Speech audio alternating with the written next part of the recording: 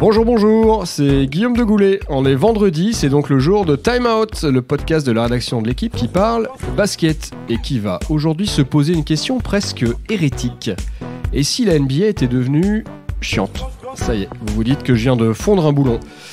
Pourtant, franchement, des matchs qui se terminent toutes les nuits à 135-127, pas une once de défense, des schémas offensifs qui se résument à isoler une star pour qu'il fasse son numéro balle en main, et une orgie de shoot longue distance à chaque rencontre. Est-ce encore du basket ? Et je ne vous parle même pas des arbitres qui ferment les yeux sur les règles les plus élémentaires du jeu. Dernier exemple en date, le marché phénoménal de Bradley Beal, l'arrière de Washington, qui a effectué donc 5 pas sans un dribble face aux Pistons dans la nuit de lundi à mardi. Encore plus flagrant que les fameux step-back de James Harden ou ceux de LeBron James. Bref, à vouloir trop de spectacles, la NBA n'est-elle pas finalement en train de tuer le jeu ? À sujet brûlant, casting inédit aujourd'hui. Au micro, il fait son grand retour après plusieurs semaines d'hibernation. Et oui, c'est l'hiver, c'est Amaury Perdriau. Salut Amaury. Bonjour à tous. Deux petits nouveaux l'accompagnent, deux mordus de NBA, Alessandro Pizzus. Ciao Sandro. Salut Guillaume. Et Gaëtan de la Folie. Bonjour Gaëtan. Bonjour Guillaume, salut à tous. Voilà, tout le monde est prêt pour l'entre-deux, alors on prend une grande inspiration. 3, 2, 1, début du All-Star Game. Des orgies de points, pas beaucoup de défense, des marchés, une saison régulière pas franchement passionnante. Est-ce que la NBA n'est-elle pas tout doucement en train de perdre le fil, un peu de son sel, messieurs ? On en parlait avant ce podcast. On le sait, la NBA c'est d'abord des playoffs, il y a le titre au bout, c'est là où ça joue vraiment, mais cette saison régulière, franchement, est-ce qu'elle n'est pas un peu too much ? Est-ce que finalement la saison régulière ne se résume pas à un long et grand All-Star Game ? Ce sera le All-Star d'ailleurs, dimanche, dans la nuit de dimanche à lundi à Charlotte. C'est ma saison régulière qui se termine avec, on le disait tout à l'heure, 135, 125 points en face. C'est des All-Stars en fait, permanents, Sandro. On a l'impression que la défense est passée clairement au second plan cette année. On a l'impression que c'est tout pour l'attaque et pas grand-chose pour la défense.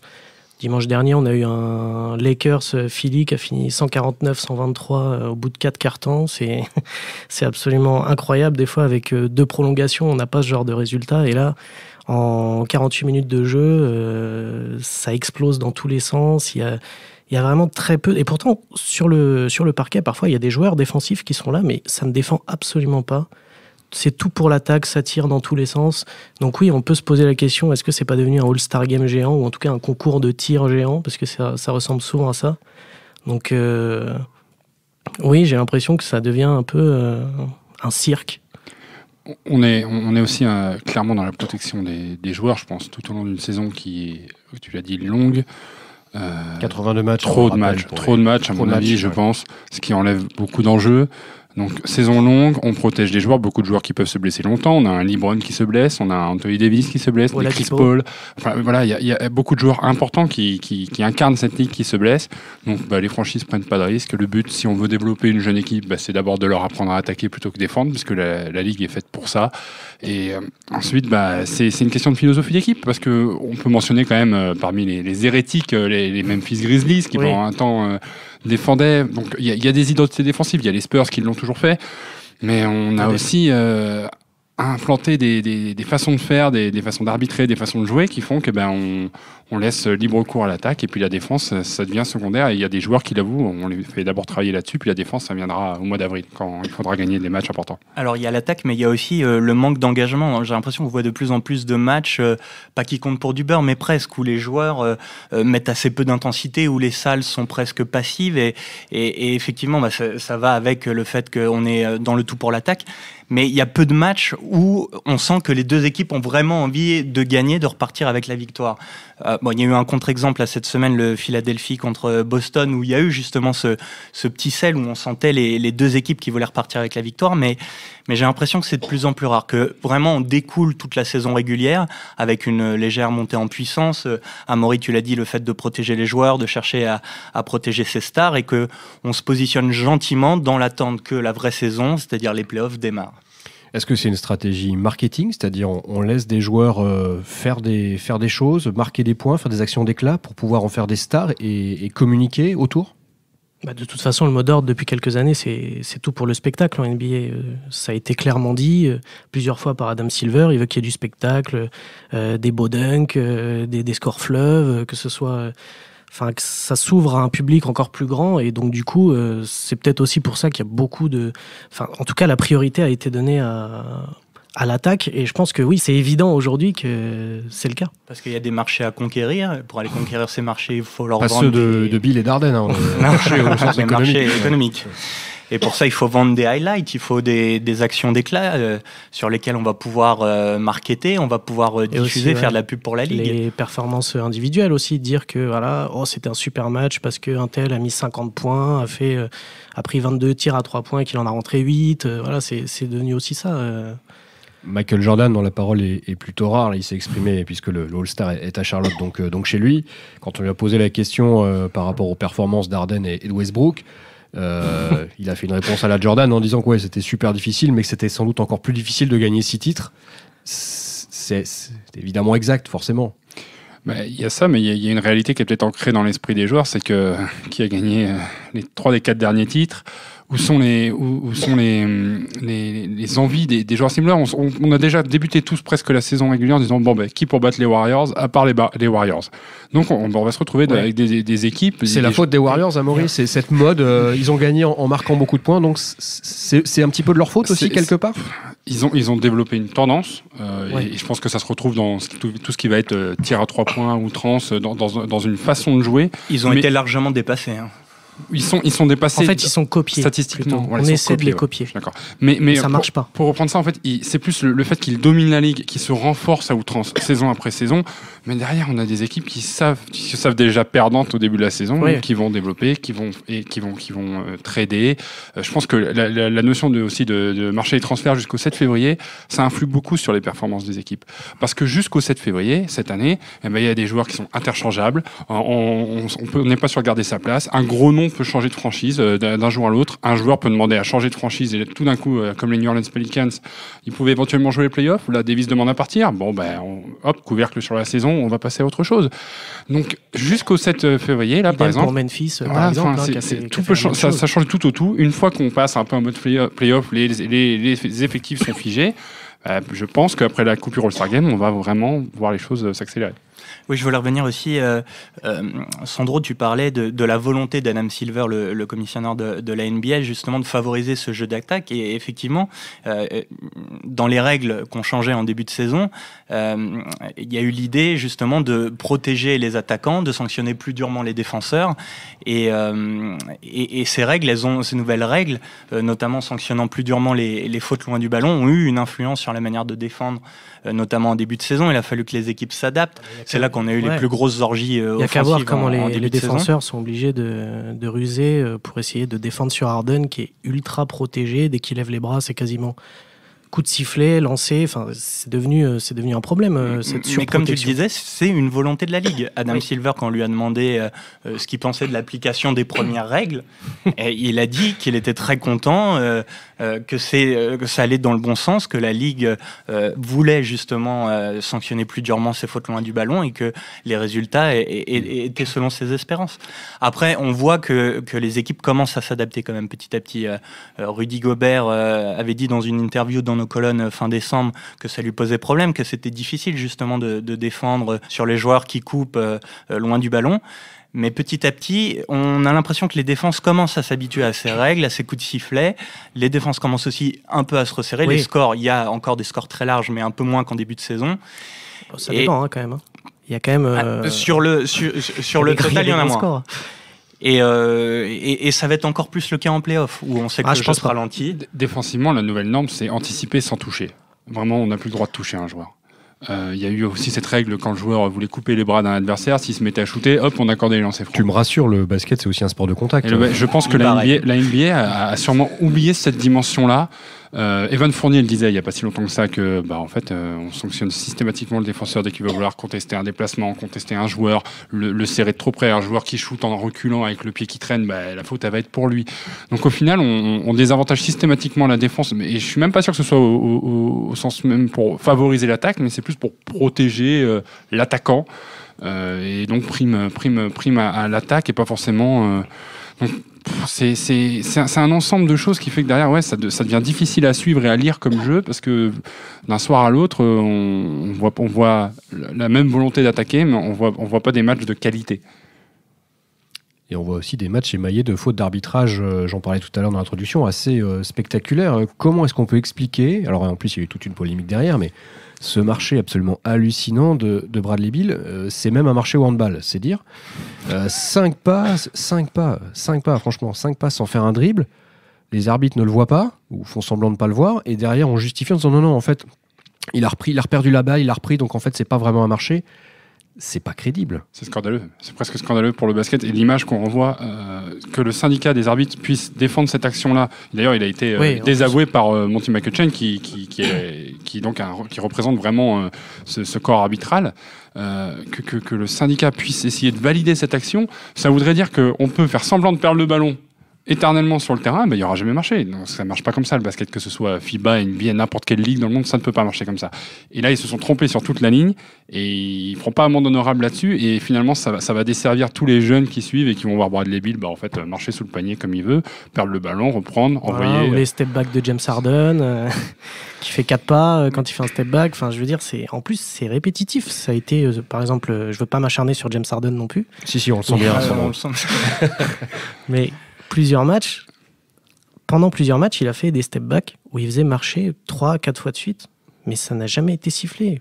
Ou à un moment, quand il y avait vraiment eu de la polémique, où on s'est dit, oh là, c'est quand même incroyable, 4 fois de suite, à 4 matchs, c'est pas sifflé. Au 5e, on lui en a sifflé un, mais il en a quand même fait 3 derrière, quoi. Enfin, je veux dire. Mais est-ce que c'est nouveau? LeBron James a toujours été protégé avec son dribble Après, crabe, ça, c'est avec les grands joueurs, on sait qu'ils ont toujours eu une protection avec les arbitres, ou en tout cas, c'est... Il ne faut pas oublier qu'on s'est adapté aussi vers la NBA quand nous, quand la FIBA a adopté le zero step, le pas zéro qu'on n'avait pas avant. C'est donc donner cette possibilité d'un demi-pas, on va dire, supplémentaire. Oui. Donc ça veut dire qu'on est allé vers eux, ça veut dire qu'on va considérer que si l'action n'est pas dangereuse vers le panier, on est plus permissif. Et donc là, est-ce qu'ils ont considéré que Bill attaquait pas vraiment le panier, c'était la ligne de fond, et derrière on est permissif? Ok, mais est-ce que c'est vraiment ça l'état d'esprit que doit véhiculer le basket? Ce qui est rassurant peut-être quand même, c'est qu'ils se sont pris une volée de bois vert sur les réseaux sociaux quand ils ont tenté justement de justifier ce coup de sifflet. Oui, et nombre de journalistes, experts, fans sont montés au créneau pour dire non mais arrêtez, là c'est plus possible. Oui, c'était trop gros. Est-ce qu'il n'y a pas un risque finalement pour la NBA à être trop permissive par rapport aux attaquants, par rapport au jeu, je mets des guillemets, le risque est tout simplement de dénaturer le basket, non pas de le faire évoluer, il ne s'agit pas d'être rétrograde, mais de le dénaturer, en fait, d'en perdre un petit peu ce qu'en fait sa substantifique moelle. Ça peut lasser à un moment de voir ce genre d'actions qui ne sont pas réprimandées ou comme j'ai dit, des coups de sifflet qu'on ne comprend pas, parce qu'il y a quand même, nous des fois quand on arrive le matin et qu'on en discute, des fois on n'est pas d'accord, mais des fois on se demande vraiment comment ils ont pu ne pas siffler une faute ou comment ils ont pu siffler cette faute alors qu'il n'y avait absolument rien. Et c'est vrai que à un moment, on se demande est-ce que c'est pas fait exprès? Est-ce que c'est parce que là, c'est même plus de la surprotection. On se demande si c'est pas pour créer le buzz, pour créer le débat, pour faire parler. Après, la vraie question elle est là, c'est à quel public s'adresse la NBA, tout simplement. Exactement. Et si c'est un public de profanes, de gens qui veulent aller jouer avec les collègues au basket sans forcément maîtriser les règles du basket, avec un énorme marché chinois où la Chine ne développe pas un basket très visible sur la scène mondiale, si leur cible c'est ça, ils vont avoir raison jusqu'au bout de la ligne parce qu'ils auront les audiences, ils auront les gens pour acheter leurs produits. Parce qu'après, il faut remettre ça sur la question business, évidemment. En termes de business, ils visent, comme tu as dit, les marchés asiatiques, tout ça, et évidemment, ils ont envie de voir des... Et les spécialistes, on est peut-être presque aujourd'hui un microcosme, les spécialistes basket, les puristes, comme on pourrait se qualifier si on veut. Pour nous, ça nous plaît pas de voir... Enfin, ça nous plaît pas. Ça nous plaît moins de voir un basket ultra offensif à 150, 125. Un concours de fléchettes. Un concours de fléchettes, comme tu dis. Mais il y a beaucoup de personnes qui adorent ça, qui disent « Waouh, il y a beaucoup de points. » Même dans les clubs, tu vas dans tous les clubs de basket de France, tu prends un jeune cadet, et son rêve c'est d'aller jouer en NBA. Et ça, il n'y fait pas attention. Mais même si son rêve n'est pas d'aller jouer en NBA, c'est d'avoir le maillot de James Harden et d'imiter, de faire exactement le même. De tirer à 3 points tout le temps, par effectivement, exemple. Est-ce que dans les 10 ans, il n'y aura pas un moment donné où c'est toujours 3 pas en avant et puis un pas en arrière? Peut-être qu'à un moment donné, on va se rendre compte qu'il y a une supercherie quelque part. Je pense qu'aussi ça fait marcher, ça. Ouais. 3 pas en avant et 2 en arrière. Bien sûr. Je pense que c'est aussi aux joueurs de prendre leurs responsabilités. On sait que les joueurs en NBA, quand ils disent quelque chose, ils sont souvent écoutés. Je pense qu'à un moment, si un LeBron, si un Chris Paul dit maintenant ça suffit, c'est trop, machin est trop protégé, ou il y a des règles, il faut les respecter, je suis sûr que ça va changer très vite. Mais vu que la plupart de ces joueurs sont protégés par ces règles, c'est leur fonds de commerce. Donc ils risquent pas de le faire. Mais oui, c'est un gros problème. Est-ce que finalement, on n'est pas, nous, aussi un petit peu marqués par ce qu'a bercé notre enfance, en tout cas notre enfance NBA, c'est-à-dire l'ouverture de la NBA au monde. Alors on parle souvent de la Dream Team de Barcelone, des Jeux de 92, mais à cette époque-là, dans les années 90, le règne, c'était davantage la culture défensive, initiée, on s'en souvient, par les Detroit Pistons, champions en 89 et 90. Les Bad Boys. Les Bad Boys, exactement, qui cassaient tout sur leur passage. Pas forcément en respectant les règles d'ailleurs pour le coup, mais est-ce qu'on n'a pas été marqué par ça, c'est-à-dire des stars, une star en gros par franchise, beaucoup de défense et un joueur, Jordan, qui faisait la différence et qui gagnait à chaque fois à la fin. Je caricature évidemment volontairement, mais est-ce que nous on n'est pas trop marqué par ça? Parce que si on revient un petit peu en arrière, au début des années 80 ou dans les années 70, ces scores dont je parlais tout à l'heure, la 135-127, on les avait déjà et même parfois encore pire. On avait des matchs qui se terminaient à 150 points en saison régulière et ils avaient voulu justement resserrer un petit peu les règles pour ramener ça plus en conformité avec du basket FIBA. Je sais pas, est-ce qu'on n'est pas trop bercé par ça, Gaëtan? Si, je pense que totalement on l'est, mais est-ce que c'était... Moi, je me méfie toujours du c'était mieux avant. Est-ce que c'était vraiment mieux? Si, c'était mieux avant. Est-ce que voir des fautes grossières, voire même parfois dangereuses, comme c'était le cas au début des années 90, c'est vers ça qu'on veut absolument revenir? Je sais pas, en plus, je me suis amusé à regarder les stats des points marqués en 92-93, c'est le 3e titre des Bulls. Et on était quand même à plus de 105 points marqués par match. Donc, c'était pas non plus des scores de 80 à 90. On est marqué parce qu'il y avait, au-delà de la défense et des petits scores, je viens de vous montrer que c'était pas forcément des tout petits scores, c'était surtout qu'il y avait beaucoup plus d'intensité, à mon sens, et beaucoup plus de rivalité. Un truc qui n'existe plus dans la NBA actuelle et qui, à mon sens, fait énormément défaut. Yeah. Si tu parlais de Jordan et des Pistons, enfin, là, c'était une rivalité. Là, chaque match entre les Bulls et les Pistons, ça valait son pesant de cacahuètes, même en saison régulière. Jordan a quand même refusé qu'Isaiah Thomas vienne dans l'équipe américaine pour les Jeux de Barcelone parce qu'il le détestait. Alors, c'était pas le seul, mais il y avait des rivalités comme ça. Tout le monde le détestait. Tout le monde le détestait, c'est vrai. Mais il y a eu d'autres rivalités avec Reggie Miller, avec les Knicks. Enfin, il y avait une intensité et une rivalité qu'on ne voit pas aujourd'hui. Là, ça va être le All-Star Game. Les deux meilleurs joueurs du monde, on va dire, c'est LeBron James et Kevin Durant. À peu près, deux des deux meilleurs joueurs du monde.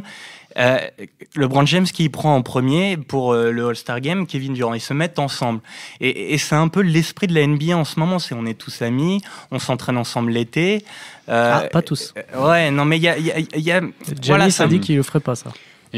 Ça manque de sel. Et moi, c'est plus que la défense acharnée, c'est ça qui me manque des années 90. Tu soulignes le manque de rivalité où je suis totalement d'accord avec toi. Même un Bird Johnson, moi, enfin, c'est pas que ça me faisait rêver, mais ce qui s'était passé au Palace entre Détroit et Indiana. Non, mais on est dans l'extrême. La fameuse bagarre. Mais on est dans l'extrême. Mais qui dit rivalité dit identité pour les gens.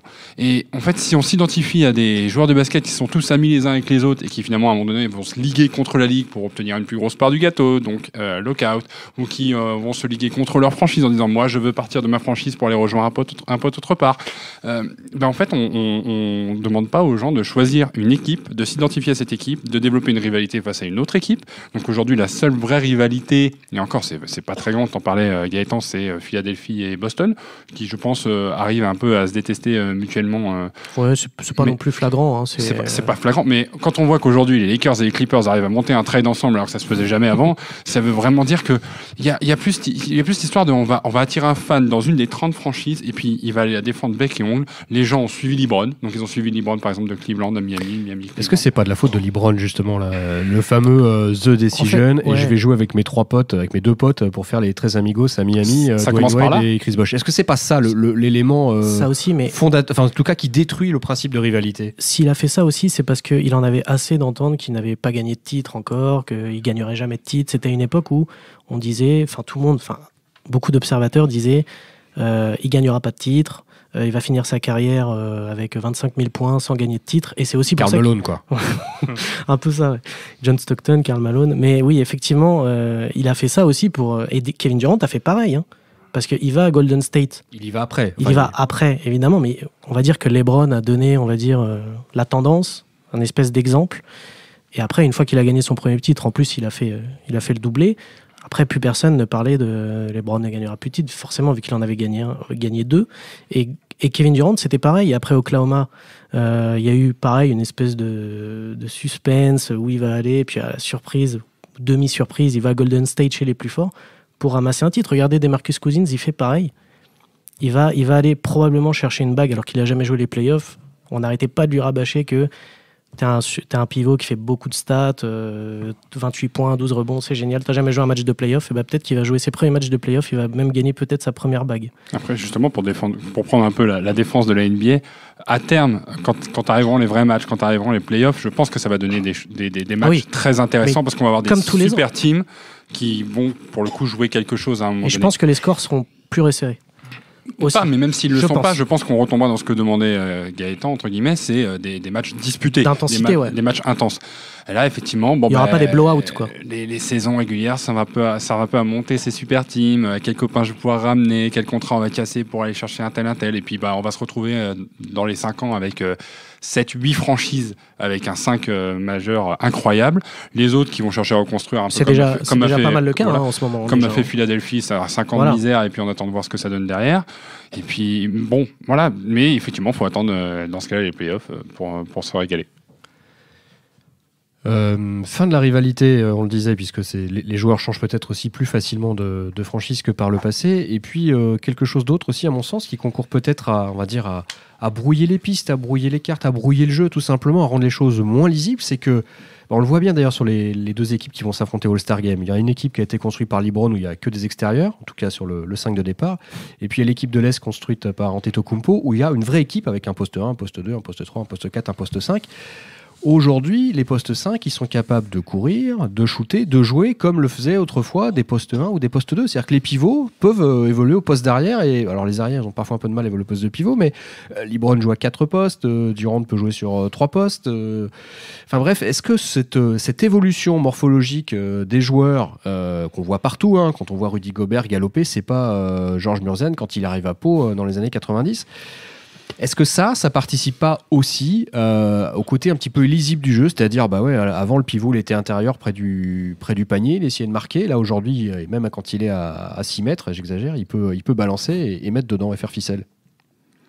Pour nuancer ta question, en fait c'est une question de le pivot, où les pivots en question sont-ils toujours prêts au combat sur un terrain. Voilà. Je prends l'exemple d'un Nikola Jokic auquel beaucoup de joueurs peuvent s'identifier. Il est capable de tout faire, mais surtout, on le voit quand même aller au mastic à l'intérieur. On le voit aller fixer, aller concurrencer les gros au rebond, etc. Donc si on est face à des intérieurs comme, je pense que le premier qui me vient à l'esprit, c'est par exemple un Nikola Mirotic, qui pourrait être poste 4,5-5, qui pourrait jouer à l'intérieur, aller charronner. En fait, sa vie, elle est faite au-delà de la ligne à 3 points. Le meilleur exemple pour ça, cette année, c'est Brook Lopez. Voilà, qui Brook Lopez est vraiment record. Je veux dire, c'est un intérieur qui prend 4 rebonds par match, 5 maximum. Il prend que des tirs à 3 points, quasiment. 60% de ses tirs sont à 3 points. C'est devenu un espèce de d'arrière, mais qui fait 2m10. Ce qui est génial, Brook Lopez, c'est qu'il avait pris 7 tirs à 3 points lors de ses 6 premières saisons, et cette saison, il en a déjà tenté 371 à 3 points, et il a pris 175 tirs à 2 points. Merci. Et c'est lui qui détient, je crois, le record du nombre de tirs à 3 points ratés. Sur 9, pour un pivot ou quelque chose. Mais tu vois, Marc Gasol, pareil, sur ses premières années, avait pris peut-être 10-3 points, et en une saison, la première saison, il commence vraiment à tirer, il en prend 130. Donc c'est une évolution clairement. Mais après cette polyvalence, c'est pas forcément une tare. Ce que je veux dire, c'est que ça leur permet de s'intégrer dans le jeu. Ça change le jeu effectivement parce qu'on se retrouve avec quasiment 5 extérieurs et donc des ouvertures vers le panier, mais des ouvertures qui ne sont pas forcément exploitées puisque les équipes shootent toujours de plus en plus à 3 points. Donc c'est assez paradoxal parce que en tant que coach, moi pour en avoir discuté avec certains, je disais si les grands s'extériorisent, ça va être un avantage pour les petits qui vont pouvoir aller vers le panier. Sauf qu'en fait, dans les matchs, on les voit jamais aller vers le panier. Donc la problématique, elle est là. Mais l'évolution morphologique, en tout cas à titre personnel, je suis plutôt très fan, étant intérieur moi-même, de me dire je peux aller shooter à 3 points dans un match, ça dérangera personne aujourd'hui, alors que ça pouvait déranger quelqu'un il y a 10 ans. Mais du coup, il n'y a plus personne au rebond offensif, tu vois, par exemple. T'es obligé de le mettre dedans, Amaury, t'as pas le choix. Là. C'est ficelle ou c'est dehors. Pas de problème. Non, moi, je suis assez d'accord avec Amaury. Ça me plaît aussi cette évolution parce qu'il faut pas oublier que le basket c'est un sport d'adresse et que le tir à 3 points c'est peut-être la plus belle démonstration de cette adresse. C'est le tir le plus compliqué à mettre. Moi, quand je voyais Shaquille O'Neal, qui est peut-être le modèle des intérieurs, des pivots dominants, besogneux dans la raquette, quand je le voyais aller au lancer franc, ça me cassait le cœur en deux. C'est pas possible quand on est fan de basket. Mais quand tu le voyais jouer dans la raquette, tu peux pas dire que tu aimais pas ça non plus. Non, c'était un spectacle. C'était un spectacle.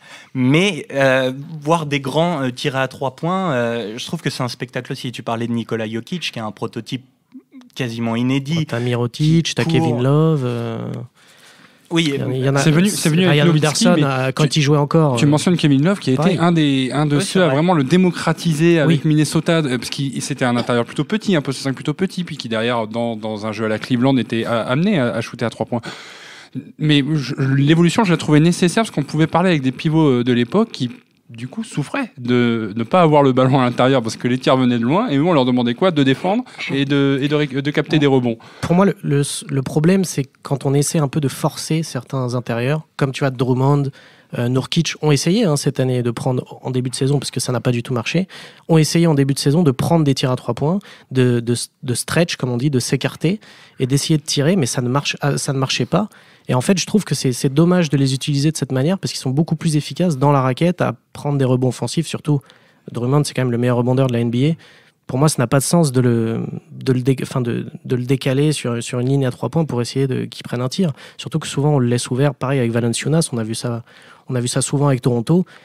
Et bon, quelquefois, ils en mettent un ou deux. Nurkic, je crois que cette année, il a mis 3 tirs à 3 points ou 4 tirs à 3 points. Mais il n'y a pas vraiment de plus-value.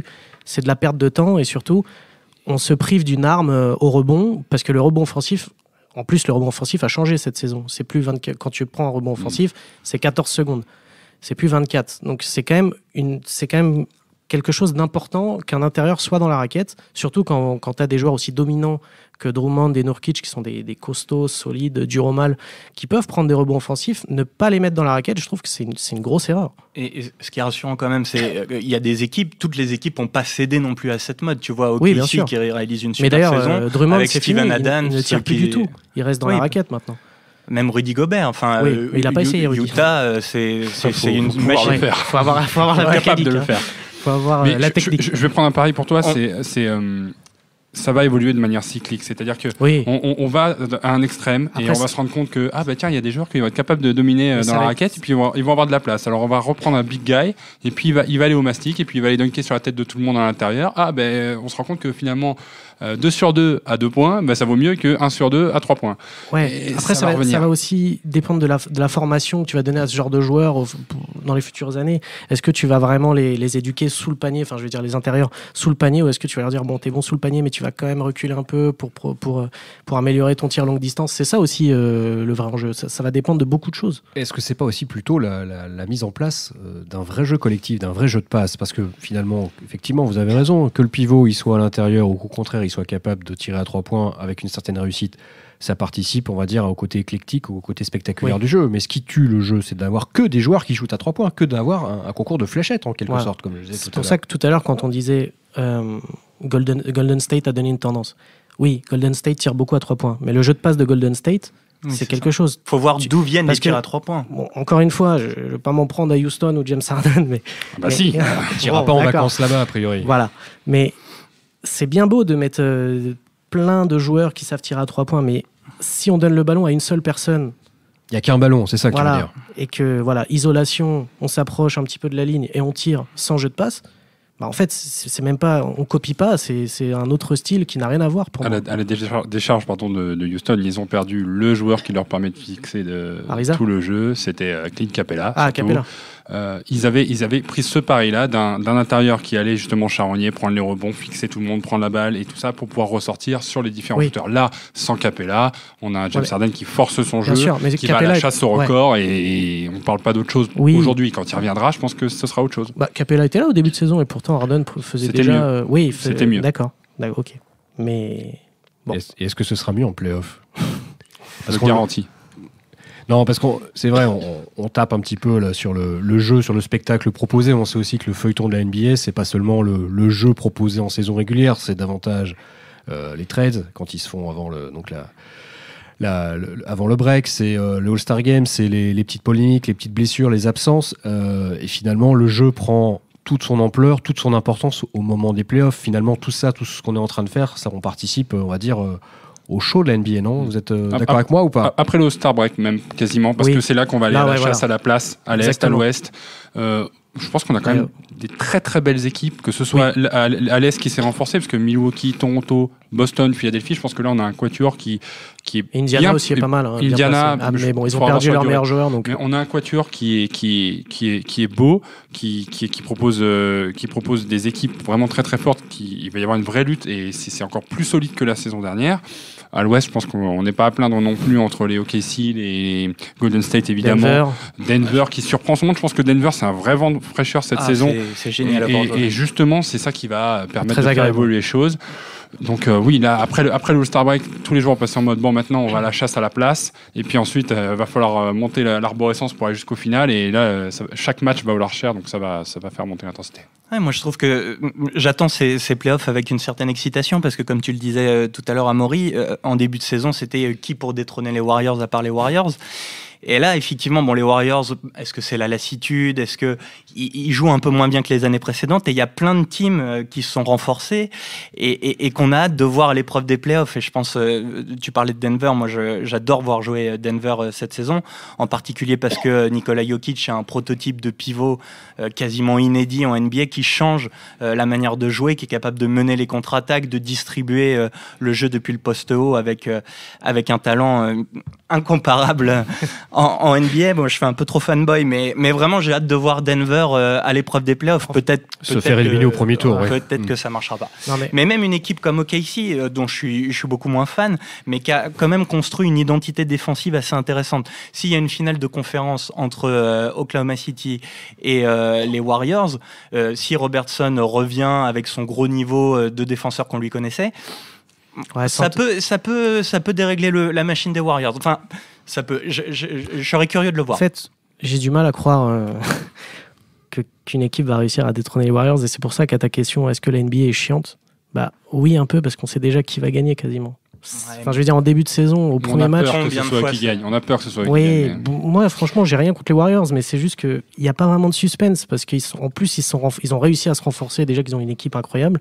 Ils ont réussi à se renforcer, et même si Denver joue bien, même si OKC est une très belle équipe, et qu'à l'Est, il y a Kawhi Leonard à Toronto, il y a Boston, au final, un détail près, c'est que je pense qu'on pourrait tous parier que Golden State, même s'ils devaient être titrés cette année, le seront moins facilement que la saison dernière.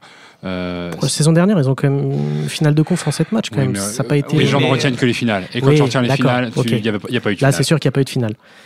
Mais j'ai l'impression que même si on est enthousiaste, on voit des belles équipes, on sait que toutes ces équipes échoueront à un moment contre Golden State. Et Milwaukee qui s'est quand même renforcé avec l'arrivée, on en parlait tout à l'heure, de Nikola Mirotic, qui va être intéressant. C'est un peu caricatural le jeu de Milwaukee, ils ont beaucoup de tireurs. Ils doivent déjà gagner la bataille de l'Est. Oui, mais justement...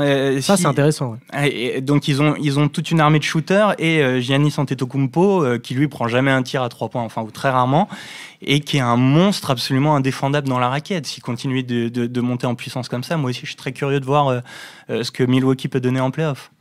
Bon, Sandro, à la question, toi tu as répondu clairement. Pour toi c'est un oui franc et massif. La super production hollywoodienne, tu connais déjà la fin, donc ça te gave, ça j'ai compris. Amaury, à la question posée, je te répondrai. Coupable ou innocent ? C'était chiant jusqu'à maintenant, et on passe aux choses sérieuses. Gaëtan ? Non, c'est pas chiant, parce que tu le disais aussi, il y a plein d'à côté, et la NBA, on l'aime pour tout ce que ça apporte en termes de rebondissement, d'histoire au quotidien, pour les highlights avec lesquels on se réveille le matin. Et oui, le jeu s'est un peu enflammé en termes de scoring cette saison, mais je suis sûr qu'on va avoir des playoffs passionnants. Et non, moi je m'intéresse toujours autant à la NBA. Je la trouve pas chiante, malgré tout ce qu'on a dit. Je voulais juste rajouter un truc que j'ai pas pu dire tout à l'heure. Pour les scores fleuves aussi, il y a une donnée dont on n'a pas parlé, c'est la pace, c'est le rythme, le nombre de possessions par match, qui est en train d'exploser depuis 3-4 ans. Ça, c'est aussi important parce que plus de possession par match, plus de points forcément. L'année dernière, l'équipe qui avait la meilleure pace, comme on dit, c'était... la pace était à 101,8. Je crois que c'était... je me souviens plus, mais en tout cas, c'était 101,8. Et aujourd'hui, si vous avez une pace de 101,8 en NBA, ça vous met 15e, 16e du classement. La pace maintenant, je crois que c'est Atlanta qui a la meilleure pace pour dire. C'est même pas une très bonne équipe, c'est même une des pires équipes de la NBA. La pace est à 105. Donc c'est énorme. Ça paraît pas beaucoup là, 101, 105, mais 4 possessions de plus en NBA pendant un match, c'est énorme. Donc ça peut aussi s'expliquer comme ça. Que la pace soit avec vous. Messieurs, il me reste à vous remercier. Merci beaucoup pour ce débat passionnant et passionné. Amaury, bye bye. Gaëtan, salut. Sandro, à la prochaine. À la prochaine. Ciao. Ciao.